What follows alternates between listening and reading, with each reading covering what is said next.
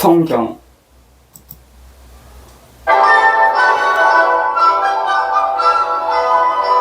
신약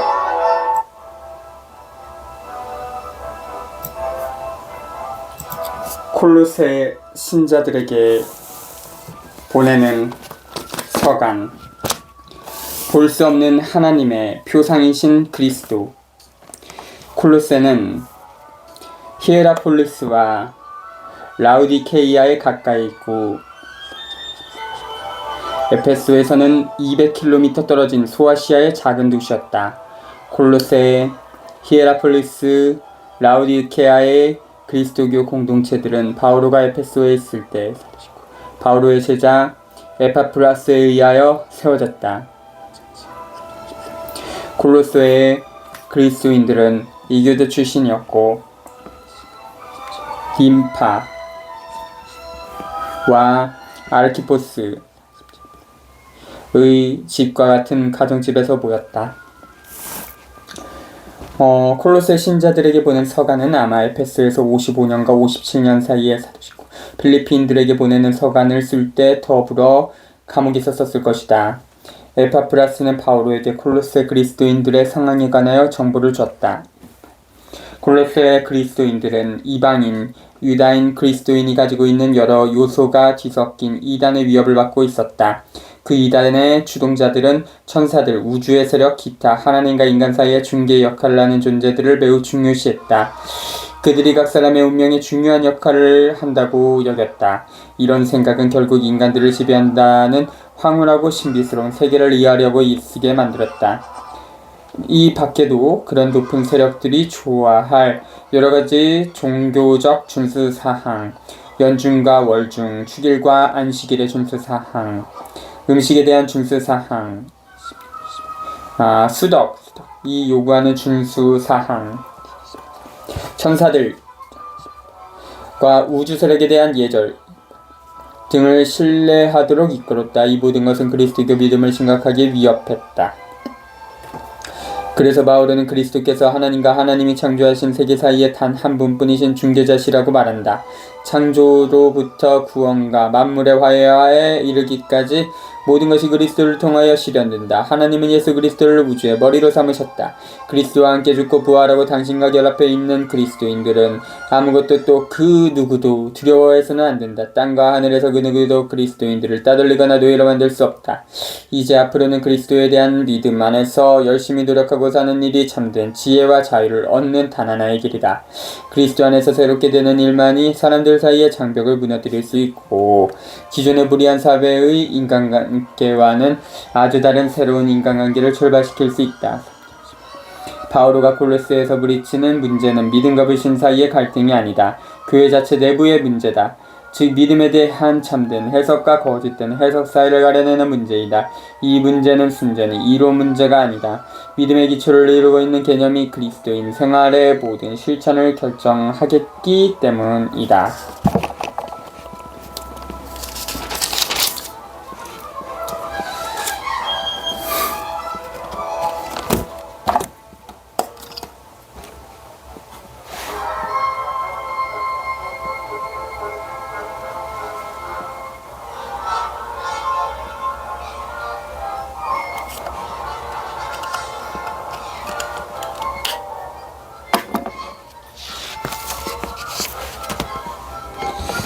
인사 1.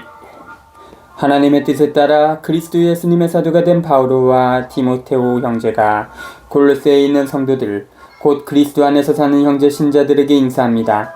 하나님 우리 아버지에게서 은총과 평화가 여러분에게 내리기를 빕니다. 1장 1절부터 2절. 그리스도인 생활의 분위기는 모든 사람이 하나님을 아버지로 보신 가운데 그리스도와 더불어 형제자매가 되는 가족 분위기여야 한다. 바오로는 사도로서 자기 직분이 가지는 권위를 가지고 그릇된 가르침을 바로잡으려는 교훈을 준다. 그리스도를 믿는다는 것은 많은 면에서 그리스도와 하나됨을 뜻한다. 바오로는 자기와 가장 가까운 협력자 디모테오를 형제라고 부른다. 형제라는 말은 초기 그리스도인들 사이에서 가장 널리 쓰이던 호칭이었다. 바오로가 예수 그리스도의 사도가 된 것은 순전히 하나님의 뜻에 따른 것이었다. 따라서 다른 사도들과 마찬가지로 바오로도 사도로서 부르심을 받은 것이다. 바오로가 자기 자신을 사도로 내세운 것은 다른 형제자매들보다 위에 있기 위해서가 아니다. 오히려 공동체의 모든 구성원들이 형제자매임을 밝히기 위해서다. 바오로는 당신 자녀들을 모두 한 형제자매가 되게 해주신 우리 아버지 하나님의 어지심, 은혜, 애정, 도우심에 대하여 감사를 드린다. 그리고 평안은 하나님 아버지께 감사드리는 마음이 누리는 열매다. 성경의 백성에게 평화는 하나님께서 당신 모든 피조물이 누리기를 바라시는 충만한 생명을 가리킨다. 감사기도. 우리는 여러분을 위하여 기도할 때면 늘 우리 주 예수 그리스도의 아버지 하나님께 감사를 드립니다. 그리스도 예수님에 대한 여러분의 믿음과 모든 성도를 향한 여러분의 사랑을 우리가 전해 들었기 때문입니다. 그 믿음과 사랑은 여러분을 위하여 하늘에 마련되어 있는 것에 대한 희망에 근거합니다. 이 희망은 여러분이 진리의 말씀, 곧 복음을 통하여 이미 들은 것입니다. 이 복음은 여러분에게 다다라 여러분이 그 진리 안에서 하나님의 은총을 듣고 깨달은 날부터 온 세상에서 그러하듯이 여러분에게서도 열매를 맺으며 자라고 있습니다. 여러분은 하나님의 그 은총을 우리가 사랑하는 동료 종 에파프라스에게 배웠습니다. 그는 여러분을 위하여 일하는 그리스도의 충실한 일꾼이며 성령 안에서 이루어지는 여러분의 사랑을 우리에게 알려준 사람입니다. 3절부터 8장 믿음, 사랑, 희망이라는 삼각형은 그리스도인 생활의 기초, 실천적인 구체화, 역사적 활력을 규정한다. 그리스도인 생활은 예수 그리스도를 믿고 몸 바치는 데서 생겨난다. 예수 그리스도를 믿고 당신과 더불어 몸 바친다는 것은 예수님의 생애와 활동을 받아들여 그 활동을 사람들 사이에서 계로 이어가는 것을 뜻한다. 사랑은 그 증거를 실제로 보여주는 실천이다. 우리는 믿음을 재산에 나눔과 형제라는 사랑을 통하여 증거할 수 있다. 나눔과 형제에는 역사와 나날의 생활에서 하나님의 나라를 구체적으로 실현한다. 희망은 사랑에서 생기는 활력이다. 희망은 그리스도인 생활을 기르고 하나님 나라의 미래, 즉 생명의 온전한 실현을 지향하게 한다. 감사드리는 행위는 공동체 안에서 일어나는 일을 두고서 하나님을 찬양하는 행위로 이어진다. 우리 주 예수 그리스도의 아버지 하나님께 감사드리는 행위는 기도로 나타난다. 골로새의 그리스도인들은 믿음과 사랑과 희망 안에서 자라나는 공동체를 세운다.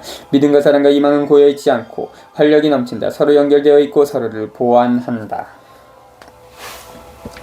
골로새 교회를 위한 기도. 그래서 우리도 그 소식을 들은 날부터 여러분을 위하여 끊임없이 기도하며 간청하고 있습니다.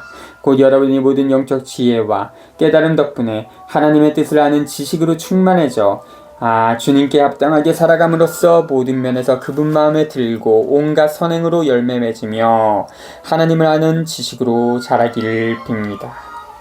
또 하나님의 영광스러운 능력에서 오는 모든 힘을 받아 강해져서 모든 것을 참고 견디어내기를 빕니다. 기쁜 마음으로 성도들이 빛의 나라에서 받는 상속의 몫을 차지할 자격을 여러분에게 주신 아버지께 감사하는 것입니다. 9절부터 12절 바울은 골로새 신자들이 처해 있는 상황에 가장 필요한 것을 요구한다. 하나님의 뜻은 예수 그리스도의 생애와 활동 안에서 나타난다. 그리고 그 뜻에 대한 인식은 그리스도인들로 하여금 자기네가 처한 상황을 비판하고 파헤치고 가려내면서 살아가도록 해주는 지혜다. 파헤치고 가려내는 그 힘은 그들에게 능력을 주고 강하게 하여 맞설 수 있는 것에는 힘껏 맞서게 하고 견뎌내야 하는 것에는 현명하게 견디게 한다.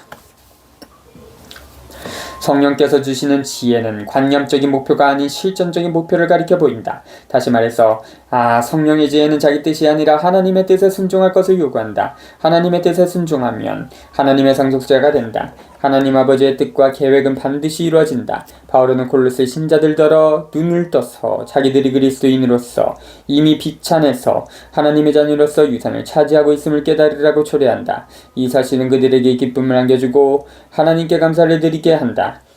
이 세계는 어둠에 휩싸여 멸망한 운명은 타고난 세계가 아니다. 빛을 받아 밝게 빛나고 생명을 풍성하게 누릴 세계다. 왜냐하면 예수님께서 당신 죽음으로 우리를 속량하고 우리 죄를 용서하셨기 때문이다. 13. 아버지께서는 우리를 어둠의 권세에서 구해내시어 당신께서 사랑하시는 아드님의 나라로 옮겨주셨습니다. 이 아드님 안에서 우리는 속량을 곧 죄의 용서를 받습니다. 그리스도 참가. 그분은 보이지 않는 하나님의 보상이시며 모든 피조물의 마디이십니다. 만물이 그분 안에서 창조되었기 때문입니다. 하늘에 있는 것이든 땅에 있는 것이든 보이는 것이든 보이지 않는 것이든 왕권이든 주권이든 권세든 권력이든 만물이 그분을 통하여 또 그분을 향하여 창조되었습니다. 그분께서는 만물이 앞서 계시고 만물은 그분 안에서 존속합니다. 그분은 또한 당신 몸인 교회의 머리이십니다. 그분은 시작이시며 죽은 이들 가운데에서 마디이십니다. 그리하여 만물 가운데에서 으뜸이 되십니다. 과연 하나님께서는 기꺼이 그분 안에 온갖 충만함이 머무르게 하셨습니다. 그분 십자가의 피를 통하여 평화를 이룩하시어 땅에 있는 것이든 하늘에 있는 것이든 그분을 통하여 그분을 향하여 만물을 기꺼이 화해시키셨습니다. 13절부터 20절 바울은 콜로새 신자들이 믿음 안에 굳게 머물도록 영감을 불어넣기 위하여 그리스도교 찬미가를 인용한다. 이 찬미가는 아마 세례 예식에서 그리스도의 위대하심을 기리기 위해 사용되었을 것이다. 바울은 이 찬미가를 이용하여 그리스도 이외에 다른 구원의 중개자가 필요한 것처럼 가르치는 교서를 비판한다. 그리스도께서는 하나님과 피조물 사이의 유일한 중개자시다. 그분만이 십자가를 통하여 죄에 매여 있는 피조물을 하나님과 화해하게 하실 수 있다. 13절부터 14절 찬미가의 머리에서는 죄악이 어떻게 피조물에 끼어들었는지 그리고 어떻게 그리스도의 사업이 새로운 창조를 통하여 구원 사업이 되었는지를 보여준다. 하나님께서는 이집트에서 노예살이하던 히브리인들을 해방하여 약속된 땅으로 인도하셨다. 또한 바빌론에서 귀양살이하던 히브리인들을 다시금 해방하여 고국으로 돌아가게 하셨다. 마지막으로는 예수 그리스도를 통하여 그분의 생애와 죽음과 부활 안에서 하나님께서 우리를 어둠에서 빼내어 당신 사랑하는 아들의 나라로 데려가신다. 15절부터 18절 볼 수 없고 알 수 없는 하나님께서는 세계와 역사 속에서 사람이 되신 당신 아들 예수님 안에서 볼 수 있고 가까이 할 수 있는 분이 되신다. 따라서 예수님께서는 참된 아담 사람이시다. 피조물이 생기기 전에 존재하는 예수님께서는 창조된 우주의 모형, 머리, 유일한 중개자가 되신다. 원시 찬미가에서 몸 18절 이라는 개념은 우주를 뜻했다. 몸인 교회이라는 표현은 그리스도께서 그 머리가 되시는 새롭게 창조된 공동체를 가리킨다. 이 찬미가를 쓴 저자는 우리가 지혜문학서라고 부르는 구약성경 본문을 잘 알고 있다. 그래서 이 찬미가는 보석 같은 문장으로 가득 차 있다. 예수 그리스도께서는 볼 수 없으신 하나님의 모상이시다. 하나님의 지혜이시다. 교회의 머리요 원리이시다. 그분 안에는 온전함이 깃들어 있다. 18절부터 20절 죽은 자들 가운데서 맨 처음으로 부활하신 그리스도께서는 새로운 아담이시다. 그리고 그분은 새로운 창조에서 맏아들이시다. 이렇게 하나님의 생명력은 피조물을 평화로 다시 인도하시는 그리스도를 통하여 사람들이 가까이 할 수 있는 것이 된다. 우주의 평화는 십자가에서 그리스도께서 실현한 죄의 용서 안에서 이루어진다. 하나님의 화해한 공동체. 여러분은 한때 악행의 마음이 사로잡혀 하나님에게서 멀어지고 그분과 원수로 지냈습니다. 그러나 이제 하나님께서는 당신 아드님의 죽음을 통하여 그분의 육체로 여러분과 화해하시어 여러분이 거룩하고 흠없고 나무랄 데 없는 사람으로 당신 앞에 설 수 있게 해주셨습니다. 23. 다만 여러분은 믿음의 기초를 두고 꿋꿋하게 견디어내며 여러분이 들은 복음의 희망을 저버리지 말아야 합니다. 그 복음은 하늘 아래 모든 피조물에게 선포되었고 나 바울은 그 복음의 이꾼이 되었습니다. 21절부터 23절 바울은 이 찬미가를 콜로새 신자들의 상황에 적용하기 시작한다. 이방이었던 그들이 그리스도께 구원을 받아 새로운 피조물에 속하게 되었다. 그렇지만 조건이 있다. 그 조건은 그들이 그리스도의 복음에 충실하게 머물러 있는 것이다. 바울은 그리스도를 섬기는 사도다. 이 본문은 서로 다른 두 가지 존재 방식과 행동 방식을 견준다. 복음을 받아들이기 전과 예수 그리스도를 믿고 따른 다음을 비교한다. 볼 수 없으신 하나님의 모상인 예수 그리스도를 알기 전에는 콜로새 신자들이 하나님으로부터 떨어져 살았고 하나님께 적의를 품고서 사악한 행동을 일삼고 있었다. 하나님의 뜻이나 계획과 상관없이 살고 행동했다. 불의와 거짓과 착취를 일삼는 사회에 휩쓸려 살았다. 그러나 그리스도께서 몸으로 당하신 죽음이 그들에게 엄청난 은혜를 안겨줬다. 그 죽음이 인류를 하나님과 화해시켰다. 그리하여 그들은 새로운 생활, 정의로운 생활, 사랑하는 생활을 할 수 있게 되었다. 믿음과 희망은 새로운 사회를 건설하는 강력한 도구다. 복음을 받아들인 콜로세 신자들은 모든 사물과 사건을 예수 그리스도의 생애와 죽음과 부활이라는 새로운 빛으로 볼 수 있다. 그들은 또한 새로운 세계에 대한 전망과 희망을 불태울 수 있다. 교회를 위한 바오로의 사도직 24. 이제 나는 여러분을 위하여 고난을 겪으며 기뻐합니다. 그리스도의 환난에서 모자란 부분을 내가 이렇게 그분의 몸인 교회를 위하여 내 육신으로 채우고 있습니다. 하나님께서 여러분을 위하여 당신 말씀을 선포하는 일을 완수하라고 나에게 주신 직무에 따라 나는 교회의 일꾼이 되었습니다. 그 말씀은 과거의 모든 시대와 세대에 감추어져 있는 신비입니다. 그런데 그 신비가 이제는 하나님의 성도들에게 명백히 드러났습니다. 하나님께서는 다른 민족들 가운데 나타난 이 신비가 얼마나 풍성하고 영광스러운지 성도들에게 알려주기를 원하셨던 것입니다. 그 신비는 여러분 가운데 계신 그리스도이시고 그리스도는 영광의 희망이십니다. 우리는 이 그리스도를 선포합니다. 그리고 모든 사람을 그리스도 안에서 완전한 사람으로 굳건히 서 있게 하려고 우리는 지혜를 다하여 모든 사람을 다 이루고 모든 사람을 가르칩니다. 19. 이를 위하여 나는 내 안에서 힘차게 작용하는 그리스도의 기운을 받아 열심히 노력하고 있습니다. 24절부터 29절 바울은 자기의 고통이 자기가 참된 복음을 선포하고 있음을 확인시켜주기 때문에 기뻐한다. 마르 14.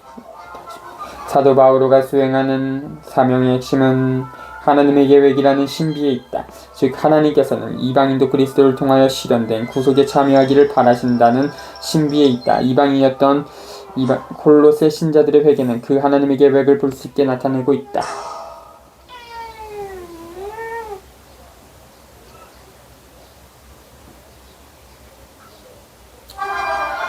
바오로는 예수 그리스도를 머리로 삼고 있는 몸인 교회에 대하여 말한다.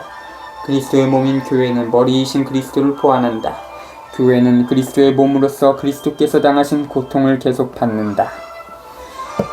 불의하고 불평등한 사회 속에서 복음을 전하면 반드시 박해와 고통을 당하게 마련이다. 바오로도 예수 그리스도의 죽음과 부활을 선포하다가 감옥에 갇히고 온갖 수모를 겪고 고문을 당했다. 2. 사실 여러분과 라오디케이아에 있는 이들 그리고 내 얼굴을 직접 보지 못한 모든 이들을 위하여 내가 얼마나 노력하고 있는지를 여러분이 알기 바랍니다. 내가 이렇게 하는 것은 여러분과 그들이 마음의 용기를 얻고 사랑으로 결속되어 풍부하고 온전한 깨달음을 모두 얻고 하나님의 신비 곧 그리스도를 아는 지식을 갖추게 하려는 것입니다. 그리스도 안에 지혜와 지식의 모든 보물이 숨겨져 있습니다. 내가 이 말을 하는 것은 아무도 여러분을 그럴듯한 말로 속이지 못하게 하려는 것입니다. 내가 비록 몸으로는 떨어져 있지만 영으로는 여러분과 함께 있습니다. 그리고 여러분의 질서 있는 생활과 그리스도에 대한 확고한 믿음을 보며 기뻐합니다. 2장 1절부터 5절 바오로는 그리스도인들이 사랑을 전하게 체험하고 그리스도 안에 있는 지식과 지혜에 다다르게 하려고 노력한다. 이런 방식으로 그들은 믿음에 굳게 머물러 있게 되고 복음으로 선포된 그리스도께로부터 자기네를 떼어놓을 수도 있는 모든 것을 가려내고 맞서 싸울 능력을 갖게 된다. 이 대목에서는 사랑의 주제들, 즉 지혜와 판단력, 하나님의 신비로 본 그리스도, 사도의 기쁨, 공동체의 신앙이라는 주제를 되풀이한다. 바오로는 고통이 좋아서가 아니라 좋은 결과를 낳으려다가 고통을 당한다. 좋은 결실은 공동체 안에서 맺는 형제의 관계다. 하나님의 심오한 진리를 깨닫는 데는 길다란 사변이나 논리가 필요치 않다. 예수님을 믿고 따르는 것으로 충분하다. 그렇게 하면 공동체와 사회 안에서 새로운 인간관계와 사회관계가 생겨난다. 6절부터 8절 나무가 뿌리에 매여 있듯이 집이 기초 위에 서 있듯이 그리스도인들은 복음 선포로 전해진 그리스도에 대한 믿음에 매여 있다. 그리스도인은 깨어있으면서 그리스도를 더 깊이 알고 체험할 수 없게 하는 관념의 영향을 받지 않도록 해야 한다. 예수 그리스도를 유일한 주님으로 섬기면서 모든 사람과 모든 백성이 형제자매가 되려면 우상 숭배, 지배, 불의, 착취 등을 멀리해야 한다. 새로운 생활과 인생의 뿌리와 기초는 예수 그리스도이시다. 속임수로 가득 찬 학설이나 철학을 우리 삶의 뿌리와 기초로 삼아서는 안 된다. 그리스도 안에서 이루어지는 충만한 삶. 여러분은 그리스도 예수님을 주님으로 받아들였으니 그분 안에서 살아가십시오. 가르침을 받은 대로 그분 안에 뿌리를 내려 자신을 굳건히 세우고 믿음 안에 튼튼히 자리를 잡으십시오. 그리하여 감사하는 마음을 넘치게 하십시오. 아무도 사람을 속이는 헛된 철학으로 여러분을 사로잡지 못하게 조심하십시오. 그런 것은 사람들의 전통과 이 세상의 정령들을 따르는 것이지 그리스도를 따르는 것이 아닙니다. 온전히 충만한 신성이 육신의 형태로 그리스도 안에 머무르고 있습니다. 여러분도 그분 안에서 충만하게 되었습니다. 그분은 모든 권세와 권력들의 머리이십니다. 여러분은 또한 그분 안에서 육체를 벗어버림으로써 사람 손으로 이루어지지 않는 할례, 곧 그리스도의 할례를 받았습니다. 여러분은 세례 때에 그리스도와 함께 묻혔고 그리스도를 죽은 이들 가운데에서 일으키신 하나님의 능력에 대한 믿음으로 그리스도 안에서 그분과 함께 되살아났습니다. 여러분은 잘못을 저지르고 유괴 할례를 받지 않아 죽었지만 하나님께서는 여러분을 그분과 함께 다시 살리셨습니다. 그분께서는 우리의 모든 잘못을 용서해 주셨습니다. 우리에게 불리한 조항들을 담은 우리의 빈 문서를 지워버리시고 그것을 십자가에 못 박아 우리 가운데에서 없애버리셨습니다. 권세와 권력들의 무장을 해제하여 그들을 공공연한 구경거리로 삼으시고 그리스도를 통하여 그들을 이끌고 개선행진을 하셨습니다. 그러므로 먹거나 마시는 일로 또는 축제나 초하는 날이나 안식일 문제로 아무도 여러분을 심판하지 못하게 하십시오.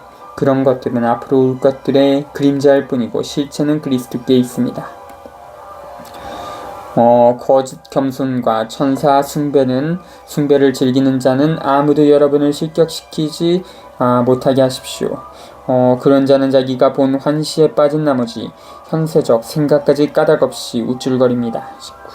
그는 자기의 머리이신 분께 단단히 붙어있지 않습니다. 온몸은 이 머리로부터 관절과 인대를 통하여 영양을 공급받고 잘 연결되어 하나님께서 원하시는 대로 자라는 것입니다. 그리스도와 함께 하는 새 삶. 여러분은 그리스도와 함께 죽어 이 세상의 정령들에게서 벗어났으면서도 어찌하여 아직도 이 세상에 살고 있는 것처럼 규정이 얽매여 손대지 마라, 맛보지 마라, 만지지 마라 합니까? 그 모든 것은 쓰고 나면 없어져 버리는 것들에 대한 규정으로 인간의 법규와 가르침에 따른 것들일 뿐입니다. 그런 것들은 자발적인 심신과 겸손과 육신의 고행을 내세워 지혜로운 것처럼 들리지만 육신의 욕망을 다스리는 데에는 아무런 가치도 없습니다. 9절부터 15절 바울은 계속해서 이 찬미가를 골로새 신자들의 생활에 적용한다. 그리스도께서 하나님을 온전히 드러내신다면 우리가 하나님과 관계를 맺는 데 필요한 모든 것이 그분 안에 들어있다. 그리스도께서는 볼 수 있거나 볼 수 없는 그 어떤 권능보다 위에 계신다. 할례를 대신하는 세례는 그리스도인으로 하여금 그리스도의 죽음과 부활에 참여하도록 즉 그리스도 안에서 죽으면서 생명으로 건너가도록 이끌어준다. 13에서 15절은 승리를 기리는 또 다른 찬미가를 취한다. 십자가에서 죽임을 당하신 그리스도를 통하여 하나님께서는 우리 죄를 기록해 놓은 장부를 없애고 인간을 노예로 만들 수 있는 모든 권능을 이기셨다. 따라서 그리스도인들은 이제 자유인이며 그리스도가 아닌 그 무엇에도 그 누구에게도 부당하게 무릎을 꿇어서는 안 된다. 예수님께서 세상에 와서 우리를 구원하신 것은 우리가 무슨 자격이 있어서거나 무슨 공을 세워서가 아니라 순전히 하나님의 자비에서 비롯된 것이다. 우리가 죄에 사로잡혀 죄 안에서 살고 있을 때 예수님께서 당신 죽음과 부활로 죄악에서 우리를 구출하신 것이다. 예수 그리스도를 통하여 그분 안에서 우리는 죄를 용서받고 생명을 얻는다. 그분을 통하여 하나님 아버지께서 거저주시는 사랑을 체험한다. 따라서 예수님이야말로 우리가 하나님을 만나 뵐 수 있는 가장 뛰어난 자리이다. 16에서 23절 바울은 피조물의 자리 자유에 구체적인 의미를 준다. 우리는 이미 그리스도 안에서 구원을 얻었다. 따라서 물건과 음식은 자유롭게 이용하라고 있다. 구원이나 멸망의 중개물로서 대접받기 위해서 있지 않다. 이와 똑같은 모양으로 전체의 주기에 매여있는 축제들도 구원을 주거나 거두어갈 수 있는 그 어떤 능력도 가지고 있지 않다.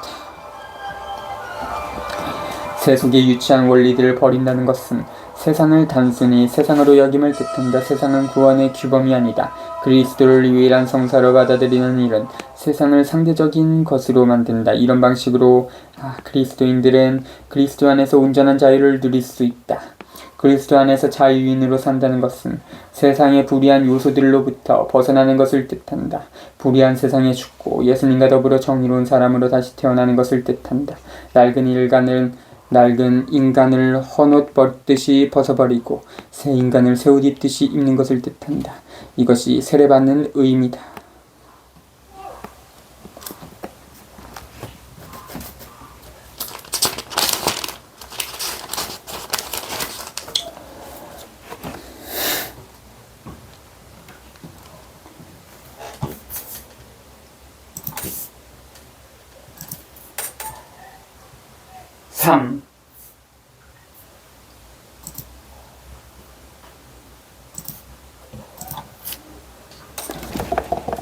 그러므로 여러분은 그리스도와 함께 다시 살아났으니 저 위에 있는 것을 추구하십시오. 거기에는 그리스도께서 하나님의 오른쪽에 앉아 계십니다.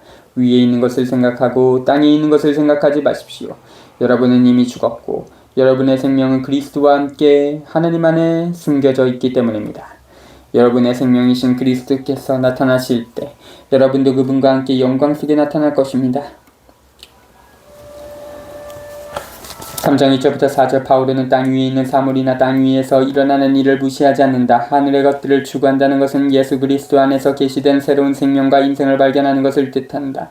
그리스도인은 예수님께서 하나님의 신비 안에서 살고 계시는 생명과 삶에 참여한다. 이 참여는 역사 속에서 점점 더 커가고 구체화해야 한다. 예수님께서 그리스도인들의 증거를 통하여 온전히 드러나실 때 그 참여도 완전하게 드러날 것이다. 그럴 때 그리스도인들은 그리스도의 삶을 알게 됨으로써 온전히 인간다운 실현으로 이끌어주지 않는 모든 것을 비판하고 가려낼 능력을 갖추게 된다. 세례를 받는 사람은 고통과 죽임을 당한 다음 부활하신 그리스도의 운명을 나누어 받게 되어 있다. 부활하신 그리스도께서는 하나님의 오른편에 계신다. 다시 말해서 온 우주의 주인이 되신 것이다. 예수님과 더불어 고통과 죽임을 당하는 사람은 그분의 주인 되심에 이 세상에서부터 불완전하게나마 참여하고 있는 것이다. 따라서 그리스도인은 높은 것을 생각하고 추구해야 한다. 다시 말해서 하나님의 계획에 맞지 않는 것을 버리고 그 계획에 맞는 것을 취해야 한다는 것이다. 5절부터 17절 그리스도인들은 세례를 통하여 철저하게 변한다. 썩고 낡은 인간성에 더 이상 속하지 않게 되고 하나님의 모상이요 새로운 아담이신 그리스도 안에서 실현된 창조물인 새로운 인간성 속하게 시작한다.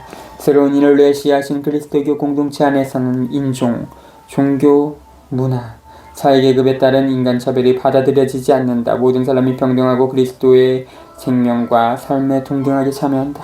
여기에서 변화는 실천적인 변화다. 이기적으로 자기 이익을 추구하는 활동을 그만두고 서로 화해하고 공동선을 추구하는 일에 몸바치는 것을 말한다. 스스로 그리스도인이라고 주장하는 사람들도 하나님의 계획을 저버릴 수가 있다. 예수 그리스도를 믿고 따르기보다 불의한 세상과 사회의 흐름에 휩쓸려갈 수가 있다. 이 대목에는 악습의 두 가지 목록이 나온다. 첫 번째 목록은 욕정에 사로잡힌 몸으로 죄를 짓는 죄를 열거한다. 그리고 두 번째 목록은 마음속에서 우러나오는 죄를 열거한다. 그런 다음 닦아야 할 덕성을 열거한다. 이 덕성들은 그리스도께서 모든 것 안에 모든 것이 되시는 상태를 만들어간다. 새로운 사람은 하나님 및 다른 사람들과 새로운 관계를 맺고 사는 사람이다. 동정심을 갖는다는 것은 모든 것을 모든 사람과 나누는 것을 뜻한다. 세례를 받는 새로운 사람은 불의와 타협하던 과거 생활을 벗어버리고 하나님의 계획을 따르고 실현하는 새로운 생활을 하는 사람이다. 그런 사람들과 그런 사람들로 이루어진 공동체 안에서는 하나님께서 모든 사람이 누리기를 바라시는 가득 찬 선이, 샬롬, 평화이 이루어진다. 그런 목표에 다다르기 위한 가장 중요한 수단은 성찬의 거행이다. 초기 그리스도인들은 함께 모여 그리스도의 말씀을 듣고 시편과 거룩한 노래로 찬미와 감사를 드리고 모든 것을 내놓고 필요한 대로 나눴다. 3조, 4도, 2장, 44부터 40.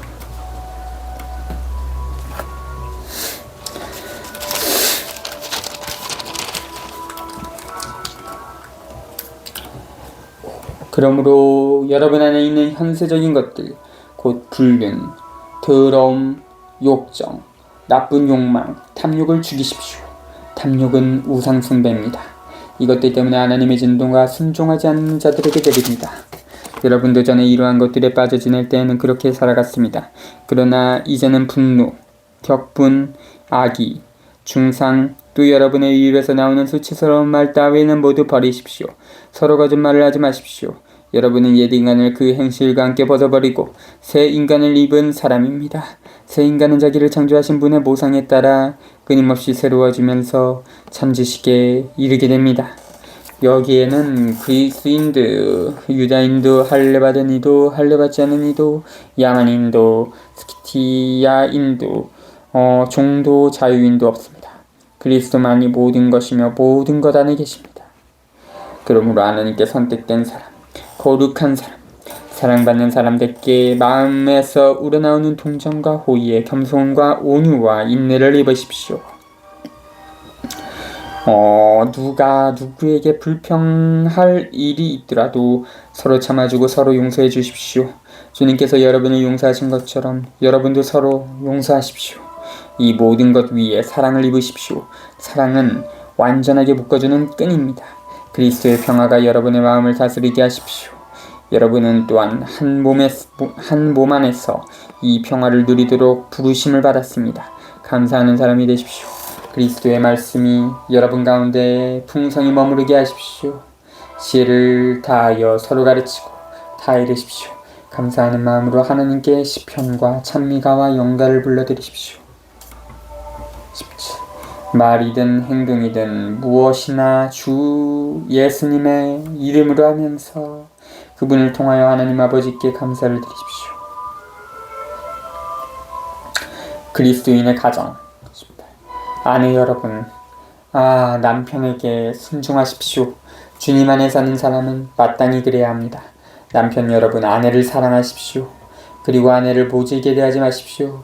자녀 여러분, 무슨 일에서나 부모에게 순종하십시오. 이것이 주님 마음에 드는 일입니다. 아버지 여러분, 자녀들을 들볶지 마십시오. 그러다가 그들의 길을 꺾음합니다. 종 여러분, 무슨 일에서나 현세의 주인에게 순종하십시오. 사람들의 비위를 맞추기 좋아하는 자들처럼 눈가림으로 하지 말고 주님을 경외하면서 순수한 마음으로 순종하십시오. 무슨 일을 하든지 사람이 아니라 주님을 위하여 하듯이 진심으로 하십시오. 주님에게서 상속재산을 상으로 받는다는 것을 알아두십시오. 여러분은 주 그리스도의 종이 되십시오. 불의를 저지르는 자는 자기가 저지른 불의의 대가를 받을 것입니다. 여기에는 사람을 차별하는 일이 없습니다. 4. 주인 여러분, 종들을 정당하고 공정하게 다루십시오. 여러분에게도 하늘의 주인이 계시다는 것을 알아두십시오. 3장 18절부터 4장 1절 바울은 17절에서 말한 무엇이나 주 예수님의 이름으로 하라는 원리를 인간관계에 적용한다. 여기에서 바울가 모든 사람에게 모든 사람이 서로에게 성실하고 서로를 존중하라는 윤리를 설파하고 있음을 마음에 새겨두라. 바울가 당시의 사고방식에서 벗어나지 못하고 있는데도 그의 제안은 모든 인간의 동등한 권리와 중요한 사회 변혁을 내용으로 담고 있다. 악습과 덕성의 목록은 당시의 사회 인습을 반영하고 특히 골로새의 특별한 상황을 반영한다. 바울은 아내가 남편에게, 자녀가 부모에게, 종이 주인에게 순종하라고 권한다. 그리고 남편과 부모와 주인에게는 책임성을 강조한다. 이는 그리스도교 공동체들이 아직 옛 사회 질서 안에서 살아가고 있었음을 보여준다. 새로운 인간과 새로운 사회를 솟아나게 하는 새로운 관계에 대하여 말할 때 바울은 사람이신 예수님을 그런 새로운 관계의 출발점과 도착점으로 삼는다. 그 새로운 관계를 잇는 끈은 예수님으로부터 나오는 사랑이다. 예수님께서 사람들을 위하신 사랑으로 서로 사랑하는 일이야말로 가정과 사회 속에서 살아가는 새로운 방식이다. 4장 2절부터 6절 바울은 그리스도인들에게 비신자들을 위하여 기도하고 그들을 사랑스럽게 지혜를 가지고 대하라고 당부한다. 이 서간의 논쟁하는 대목에서 이 태도는 믿음을 일그러뜨릴 수 있는 교설과 실천으로 위협당하는 그리스도교 믿음을 감싸고 증거함을 뜻한다. 하나님의 말씀과 그리스도의 진리를 전하려면 기도를 바쳐야 한다. 그리고 그리스도의 진리를 전하면 박해를 당하고 감옥에 갇히기 십상이다. 어떤 경우든 지혜를 다하여 모든 사람에게 복음을 전하려 노력해야 한다. 하나님 아버지와 친밀한 대화를 나누는 기도는 우리로 하여금 깨어있으면서 하나님의 계획을 충실히 따르게 해준다. 기도를 바치는 공동체는 바른 말을 하고 옳은 행동을 보여줌으로써 사회와 세계 속에 하나님 나라를 개혁하는 도구가 된다. 예수님께서 오심으로써 하나님의 나라와 하나님의 백성, 특정 지역과 특정 민족에 한정되지 않고 모든 사람과 모든 백성을 아우르게 되었다. 여러가지 권고. 기도에 전념하십시오. 감사하는 마음으로 기도하면서 깨어있으십시오. 말씀을 전할 수 있는 문을 하나님께서 열어주시어 우리가 그리스도의 신비를 말할 수 있도록 우리를 위해서도 기도해 주십시오. 나는 그 신비를 위하여 지금 갇혀 있습니다. 그러니 내가 마땅히 해야 하는 말로 그 신비를 분명히 드러낼 수 있도록 기도해 주십시오. 각각 사람들에게는 지혜롭게 처신하고 시간을 잘 쓰십시오. 여러분의 말은 언제나 정답고 또 소금으로 맛을 낸 것 같아야 합니다. 그리하여 여러분은 누구에게나 어떻게 대답해야 할지 알아야 합니다. 끝인사. 주님 안에서의 사랑하는 형제이고 충실한 일꾼이며 나의 동료 종인 티키코스가 내 모든 사정을 여러분에게 알려줄 것입니다. 그 때문에 내가 티키코스를 여러분에게 보냅니다. 우리의 형편을 알리고 여러분의 마음을 격려하게 하려는 것입니다. 충실하고 사랑받는 형제 오네시모스도 함께 보냅니다. 그는 여러분의 동양인입니다. 이들이 이곳 사정을 여러분에게 다 알려줄 것입니다. 7절부터 9절 티키코스는 아마 이 서간을 전달할 사람이었을 것이다. 그가 에베소 신자들에게 보낸 서간도 전달했을 것이다. 오네시모스는 골로새로 돌아가는 노예다. 바울은 오네시모스를 믿음을 갖도록 회개시켰다.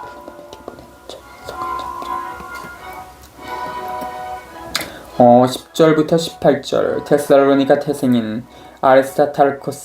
아리스타르코스는 감옥에 갇혀있던 바울의 동료였다. 마르코는 둘째 복음서의 저자다.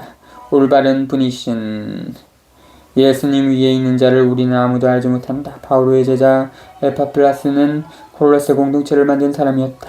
루카는 아마 세 번째 복음서와 사도행전을 쓴 사람일 것이다. 대마에 관해서는 이티 4장 10절을 참조하라. 님파에 관해서는 우리는 아무것도 모른다. 아르키포스는 필레몬의 아들이다. 바울의 서간들은 이웃 공동체들에게서도 읽었다.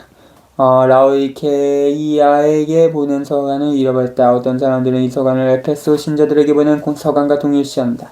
초기 그리스도교 공동체들은 작고 서로 멀리 떨어져 있으면서도 끊임없이 친교와 교리를 나누었다.